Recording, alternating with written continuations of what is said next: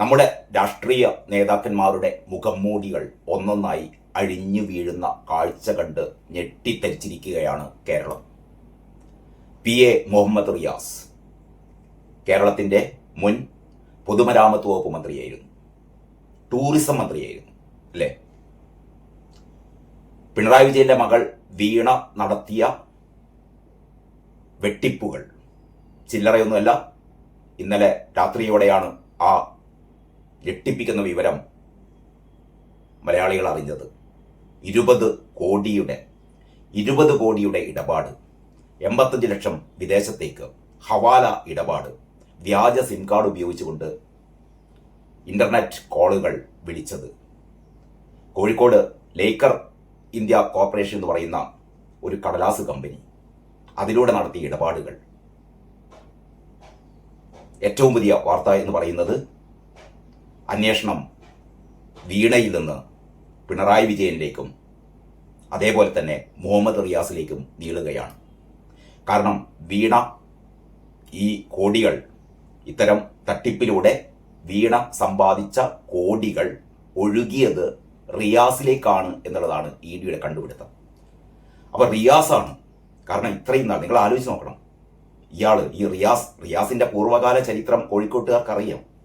ഇയാളുടെ ആദ്യ ഭാര്യയെ ഇയാൾ, ഒരുപക്ഷെ കേരളത്തിലെ ഏറ്റവും വലിയ സ്ത്രീ പീഡകൻ ആര് എന്ന് ചോദിച്ചാൽ അതിന് ഒരു ഉത്തരമേ ഉള്ളൂ, അത് PA മുഹമ്മദ് റിയാസ് എന്നുള്ളതാണ്. ഭാര്യയെ പീഡിപ്പിച്ചതിന്റെ കഥകൾ അങ്ങാടിപ്പാട്ടാണ് കോഴിക്കോട്. ഇതാരും വെറുതെ പറയുന്നതല്ല, അക്കാലത്തെ പത്രവാർത്തകളിൽ നിറഞ്ഞു നിന്നതാണ്. കോഴിക്കോട്ടെ കുടുംബ കോടതിയിൽ റിയാസിന്റെ ആദ്യ ഭാര്യ നൽകിയ പരാതി വായിച്ചാൽ നമ്മൾ ഞെട്ടിപ്പോവും. എന്തൊക്കെ പീഡനങ്ങളാണ് എന്ന് പറയോ ആ സ്ത്രീയെ മുഹമ്മദ് റിയാസ് എന്ന് പറയുന്ന അധമൻ നടത്തിയത്. നിന്നെക്കാളും നല്ല പെണ്ണുങ്ങളെ 50 രൂപ കൊടുത്താൽ, എന്താണ് നിന്നെക്കാളും നല്ല പെണ്ണുങ്ങളെ 50 രൂപ കൊടുത്താൽ പാളയത്തിൽ എനിക്ക് കിട്ടും എന്ന് പറഞ്ഞ മുഹമ്മദ് റിയാസ്, അയാളാണ് കഴിഞ്ഞ 5 കൊല്ലം പൊതുമരാമത്ത് വകുപ്പ് മന്ത്രി എന്നും പറഞ്ഞ് ഇവിടെ അർമാദിച്ച് നടന്നത്. അയാളെയായിരുന്നു ഇവിടെ കൊട്ടിഘോഷിച്ച് കൊണ്ട് നടന്നത്, ഇപ്പോഴും ഉളുപ്പില്ലാതെ. കഴിഞ്ഞ ദിവസം നമ്മൾ കണ്ടു, റിയാസ് പറയുകയാണല്ലോ, അവര് മിടുക്കിയായ ബിടെക് ബിരുദധാരി, മിടുക്കിയത്രേ. വീണക്ക് എങ്ങനെയാണ് ബിടെക് ബിരുദം കിട്ടിയത് എന്നും ഇവിടുത്തെ ആൾക്കാർക്കറിയാം. ചോര പുരണ്ട ബിടെക് ബിരുദമായിരുന്നു അത്. 5 DYFI പ്രവർത്തകരെ ഇവിടെ വെടിവെച്ച് കൊല്ലുമ്പോൾ, പുഷ്പനെ മൃതപ്രായനായി കിടത്തുമ്പോൾ വീണ സ്വാശ്രയ കോളേജിൽ, അമൃതാനന്ദമയിയുടെ സ്വാശ്രയ കോളേജിൽ കോയമ്പത്തൂരിൽ പഠിക്കാൻ പോയതായിരുന്നു. ഇവിടെ സ്വാശ്രയ കോളേജുകൾക്കെതിരെ സമരം. ആലോചിക്കണം നിങ്ങൾ. അവിടുന്ന് തട്ടിമുട്ടി പാസ്സായതാണ്. തട്ടിമുട്ടി പാസ്സായിട്ട് പണി കൊടുത്തത് രവിപിള്ള. ആ പണി കൊടുത്തത് പിണറായി വിജയൻ രവിപിള്ളക്ക് ചെയ്തു കൊടുത്ത ഒരുപാട് ഫേവറുകൾക്ക് പ്രതിഫലമായി കരിമണൽ കർത്ത ചെയ്ത പോലെ തന്നെ കരിമണൽ കർത്തായുടെ കമ്പനിക്ക് പിണറായി വിജയൻ ചെയ്തു കൊടുത്ത ആനുകൂല്യങ്ങൾക്ക് കരിമണൽ കർത്ത നൽകിയ കൈക്കൂലി, പ്രതിഫലം, അതാണ് വീണ കൈപ്പറ്റിയത്. അതേപോലെ രവിപിള്ള നൽകിയ ഒരു പ്രതിഫലം. അങ്ങനെയാണ് ആ IT കമ്പനിയുടെ CEO ആയിട്ട്, എന്താണ് CEO, വീണ പോലും ഞെട്ടിപ്പോയിട്ടുണ്ടാവും. അതായത് ബിടെക് ബിരുദവുമായി വരുന്ന, അത് തന്നെ ഏറ്റവും താഴ്ന്ന മാർക്കോടെ വരുന്ന ഒരു പെൺകുട്ടിക്ക് ആ കമ്പനിയിലെ ഏറ്റവും ഉയർന്ന സ്ഥാനം, CEO, ലക്ഷങ്ങളുടെ ശമ്പളം. അതാണ് റിയാസ്. നമുക്ക് എൻ്റെ വിചാരം ഇവനെപ്പോലെ തന്നെ പൊട്ടനാണ് നമ്മളൊക്കെ.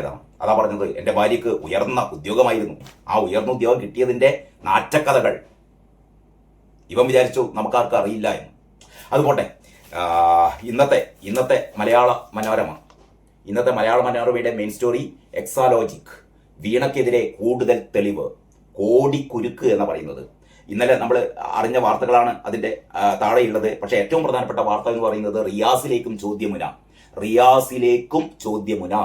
അക്കൗണ്ടിലെത്തിയ പണം സംബന്ധിച്ച് കൃത്യമായ മറുപടിയില്ല. മറുപടി വരുത്തിക്കോളും ED കേട്ടോ. വാർത്ത ഇങ്ങനെയാണ്: വീണയുടെ ഭർത്താവും മുൻ മന്ത്രിയുമായ PA മുഹമ്മദ് റിയാസ് MLA ചോദ്യം ചെയ്യാൻ എൻഫോഴ്സ്മെന്റ് ഡയറക്ടറേറ്റ് നിയമോപദേശം തേടി. CMRL ഉടമകളും വീണയും നൽകിയ മൊഴികളുടെയും റെയ്ഡിൽ കണ്ടെത്തിയ തെളിവുകളുടെയും അടിസ്ഥാനത്തിലാണ് ഇത്. CMRL നൽകിയ പണം വീണയുടെ അക്കൗണ്ടിൽ നിന്ന് റിയാസിന്റെ അക്കൗണ്ടിലേക്കും, മനസ്സിലായില്ലേ, റിയാസിന്റെ അക്കൗണ്ടിലേക്കും അവിടെ നിന്ന് മറ്റു പലരുടെയും അക്കൗണ്ടുകളിലേക്കും മാറ്റിയിട്ടതായി ഇഡി കണ്ടെത്തിയിരുന്നു. ഇത് സംബന്ധിച്ച് 2 തവണ ഫോണിൽ റിയാസിനോട് വിശദീകരണം ചോദിച്ചു. ഇതിന് കൃത്യമായ മറുപടി നൽകാൻ കഴിഞ്ഞിട്ടില്ല. റിയാസിന്റെ അക്കൗണ്ടിൽ നിന്ന് പണം കൈമാറ്റം ചെയ്ത അക്കൗണ്ടുകളെ പറ്റി വീണയ്ക്കും വ്യക്തമായ അറിവില്ല. അപ്പോൾ തട്ടിപ്പ് നടത്താൻ വീണ, തട്ടിപ്പിന്റെ പങ്ക് പറ്റാൻ റിയാസ്. എങ്ങനെയുണ്ട്?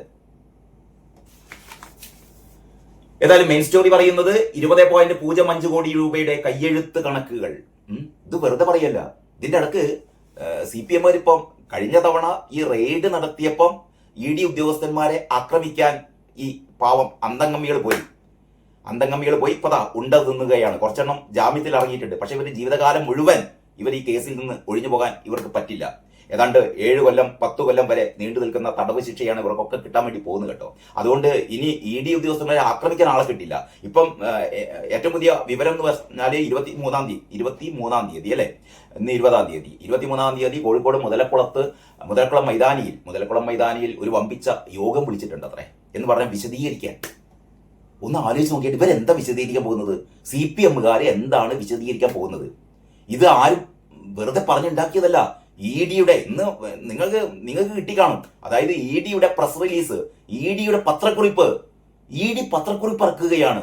ഇന്ന കാര്യങ്ങളൊക്കെയാണ് കണ്ടെത്തിയത്. അതിലാണുള്ളത് 20 കോടിയുടെ കൈമാറ്റം നടന്നു. ഇത് വീണയുടെ കൈപ്പടയിൽ എഴുതിയ കുറിപ്പാണ്. വീണയുടെ വീട്ടിൽ നിന്ന് കണ്ടെത്തിയ ഡയറി കുറിപ്പിലുള്ളതാണ്. ഈ ഒരു ഇന്റർനെറ്റ് എന്താ പറയാ, വിദേശത്തേക്ക് കോൾ ചെയ്യാൻ വേണ്ടിയിട്ട് ഒരു സിം, വ്യാജ സിം, കംപ്ലീറ്റ് വ്യാജമാണ്. ഇതിനൊക്കെ മറ പിടിച്ചുകൊണ്ട് ഈ അച്ഛൻ നേരത്തെ തുടങ്ങിയതാണ്. അതിനുശേഷം എന്താ പറയാ, റിയാസും. അങ്ങനെ ഒരു തിരുട്ട് കുടുംബം ഇവരെ വിശദീകരിക്കുകയാണത്രേ. എന്താ വിശദീകരിക്കാൻ? ഇനി ഇങ്ങനെയൊന്നും സംഭവിച്ചിട്ടില്ല എന്നാണ് നിങ്ങൾ പറയുന്നതെങ്കിൽ ഇവരെ ആദ്യം ചെയ്യേണ്ടത് എന്താണ്? മാനനഷ്ടത്തിന് കേസ് കൊടുക്കണ്ടേ EDക്ക്? ഞങ്ങളുടെ മോൾ പിണറായി വിജയന് കൊടുക്കണ്ടേ? എന്റെ മോൾ ഇതൊന്നും ചെയ്തിട്ടില്ല. മൂപ്പര് നിയമസഭയിൽ 2 കൈ ഉയർത്തി എന്താ പറയാ, എന്റെ കയ്യിൽ ഒരു കറിയും പുരണ്ടിട്ടില്ല, കരിയും പുരണ്ടിട്ടില്ല എന്നൊക്കെ പറഞ്ഞല്ലോ. അങ്ങനെയാണെങ്കിൽ പിണറായി വിജയൻ ഇന്ന് രാവിലെ തന്നെ എന്താ പറയുക, ഇത് കേസ് കൊടുക്കണ്ടേ? മാനനഷ്ടത്തിന് കേസ് കൊടുക്കണ്ടേ? റിയാസ് കൊടുക്കണ്ടേ? ഇവങ്ങനെ അതിൽ പകരം മൈക്ക് കെട്ടി ആളെ കൂട്ടി, ഇവരുടെ വിചാരം ഈ മൈക്ക് കെട്ടി പ്രസംഗിച്ചു കഴിഞ്ഞാൽ ആൾക്കാരൊക്കെ, എനിക്ക് തോന്നുന്നില്ല ഈ പാർട്ടി എങ്ങനെയാണ് വിശാല സമ്മേളനം വരെ തന്നെങ്കിലും പാർട്ടി പോകുന്നത്. പിന്നെ അടിമകൾ ഉള്ളതുകൊണ്ട്, അടിമവംശം ഉള്ളത് കൊണ്ട് നിലനിന്ന് പോകുകത്രേ. കാരണം ഇവരുടെ പ്രിയപ്പെട്ട പത്രം ഉണ്ടല്ലോ, ദേശാഭിമാനി മാത്രം വായിക്കുന്ന ഒരുപാട് അന്തംസുള്ള നാടാണ് നമ്മുടേത്. ദേശാഭിമാനി മാത്രമേ കൈകൊണ്ട് തൊടുള്ളൂ, വായിക്കുള്ളൂ. മനോരമ, മാതൃഭൂമി ഒന്നും തൊടില്ല. ദേശാഭിമാനി വായിക്കുന്ന ആൾക്കാർക്ക് ഇങ്ങനെയൊരു വാർത്തയില്ല. കൈരളി മാത്രം കാണുന്നവർക്ക് ഇങ്ങനെയൊരു വാർത്തയില്ല. അവർക്ക് എന്ത് ED, എന്ത് 20 കോടി, എന്ത് ഹവാല, അയ്യയ്യയ്യേ. നമ്മളെ കാരണബോധം ഇങ്ങനെ വല്ലതും ചെയ്യോ?